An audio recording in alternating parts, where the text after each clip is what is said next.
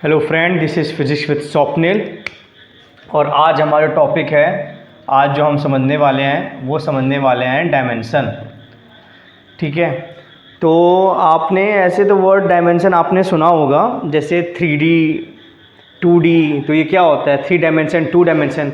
Physics की भाषा में क्या डायमेंशन होता है, इसको एक एग्जांपल समझते हैं। हम सब जानते हैं कि जो फोर्स होता है वो क्या होता है, उसका फॉर्मूला क्या होता है, मास इनटू एक्सेलरेशन। ये सब हम जानते हैं ना, एक्सेलरेशन। फोर्स क्या होता है, मास इनटू एक्सेलरेशन होता है। अब इस एक्सेलरेशन को भी हम जानते हैं, क्या हम लिख सकते हैं, इस एक्सेलरेशन को लिख सकते हैं change in velocity upon time. Acceleration क्या होता है, change in velocity upon time होता है। और चेंज इन वेलोसिटी को भी हम लिख सकते हैं डिस्प्लेसमेंट अपॉन टाइम। ठीक है, तो ये हो जाएगा हमारा डिस्प्लेसमेंट अपॉन टाइम, और टाइम पहले से है।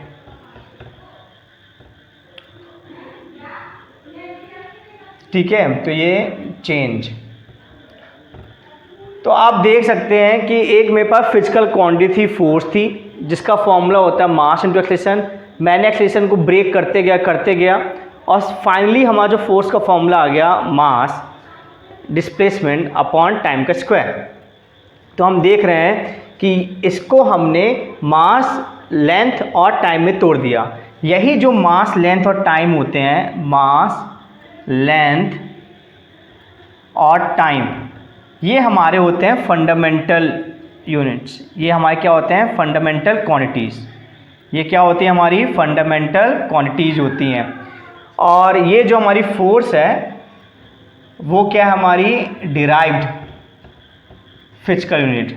ये क्या है, हमारी डिराइव्ड क्वांटिटीज़ हैं। ठीक है, ये हमारी क्या है, डिराइव्ड क्वांटिटीज़ है। डिराइव्ड क्वांटिटीज़ क्यों है, क्योंकि हम फोर्स को फंडामेंटल क्वांटिटीज़ में क्या कर सकते हैं, ब्रेक कर सकते हैं। तो फोर्स के अलावा और भी बहुत सारी होती हैं फिजिकल क्वांटिटी, जैसे मोमेंटम, वर्क, टॉर्क, बहुत सारी होती हैं। हम हर एक फिजिकल क्वांटिटीज़ को मास, लेंथ और टाइम में ब्रेक कर सकते हैं, मतलब फंडामेंटल क्वांटिटीज़ में ब्रेक कर सकते हैं, जिस तरह हमने यहाँ पे फोर्स को ब्रेक किया।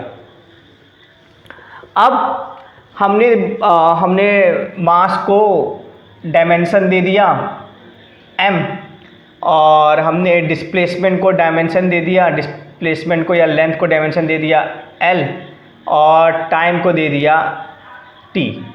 ठीक है, तो हमने ये डायमेंशन दे दिए। ठीक है, मास को दे दिया था हमने m दे दिया डायमेंशन। ठीक है, मास को हमने दे दिया m डायमेंशन दे दिया। तो इसी फोर्स को हम लिख सकते हैं, मास के लिए m हमने किया था, डिस्प्लेसमेंट की l, और ये t स्क्वायर, या स्क्वायर से लिख सकते हैं mlt-2। ठीक है, तो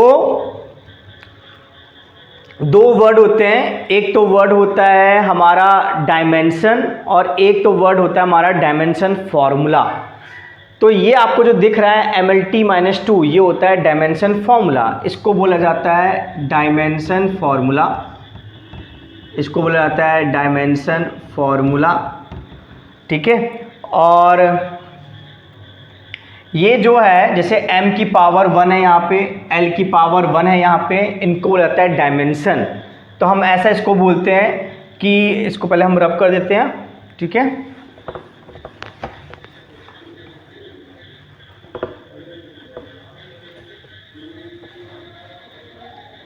तो हम बोलते हैं कि dimension of force in mass is 1, मतलब मास की पावर क्या है, और length is 1 and time is -2। मतलब जो भी फंडामेंटल हमारी क्वांटिटीज थी, जो भी हमारी फंडामेंटल क्वांटिटीज थी, इसको थोड़ा सा नीचे लिख देता हूं मैं, इसको थोड़ा नीचे लिख देता हूं। तो फोर्स का हमारा आया mlt-2। तो जो भी हमारी फंडामेंटल क्वांटिटी mlt, उनकी जो पावर है जैसे m की पावर 1 है, l की पावर 1 है, t-2 है, इन्हीं पावर्स को बोला जाता है डायमेंशंस। ठीक है, इन्हीं पावर्स को क्या बोला जाता है? डायमेंशंस। ओके, तो इन टोटल हमने क्या सीखा? कोई भी हमारी जो डिराइव क्वांटिटीज़ हैं वो फंडामेंटल क्वांटिटीज़ के में ब्रेक कर सकते हैं। जो पावर्स आती हैं फंडामेंटल क्वांटिटीज़ की, जैसे यहाँ पे फंडामेंटल क्वांटिटीज़ मास की पावर आई 1, तो हमारा डायमेंशन हो गया फोर्स का मास में 1। यहाँ फंडामेंटल क्वांटिटीज़ की पावर आई 1, तो हमारा dimension of force in length हो गया 1। और यहाँ फंडामेंटल क्वांटिटी टाइम की पावर आई -2, तो हमारा फोर्स का डायमेंशन टाइम में क्या हो गया? -2। और इस पूरे चीज़ को बोला जाता है, ये जो पूरा ब्रैकेट में लिखा है, इस पूरी चीज़ को बोलते हैं डायमेंशन फार्मूला। क्या बोलते हैं? Dimension formula.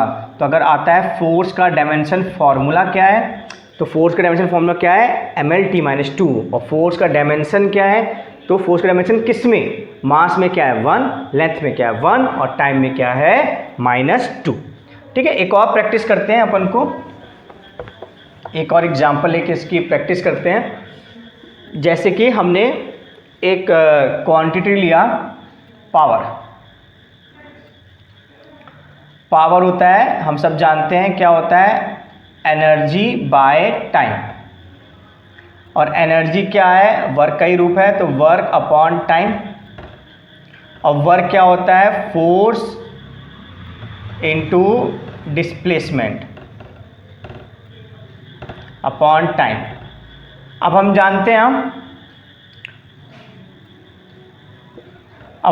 हैं, देखो, जब हम ये ब्रैकेट नहीं लगाते मतलब हम मैग्नीट्यूड की बात करें, जब हम ब्रैकेट लगा देते हैं मतलब डायमेंशन की बात करते हैं। तो हम फोर्स का डायमेंशन अभी निकाला था, क्या होता है? mlt-2। डिस्प्लेसमेंट मतलब लेंथ ही है, तो लेंथ का क्या होता है? Dimension l। और टाइम का डायमेंशन क्या होता है? t। तो ये t ऊपर जाएगा और ये l क्या हो जाएंगे? l², और हो जाएगा t-3।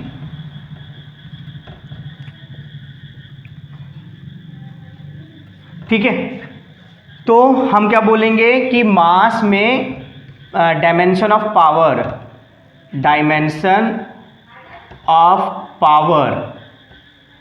In mass is 1,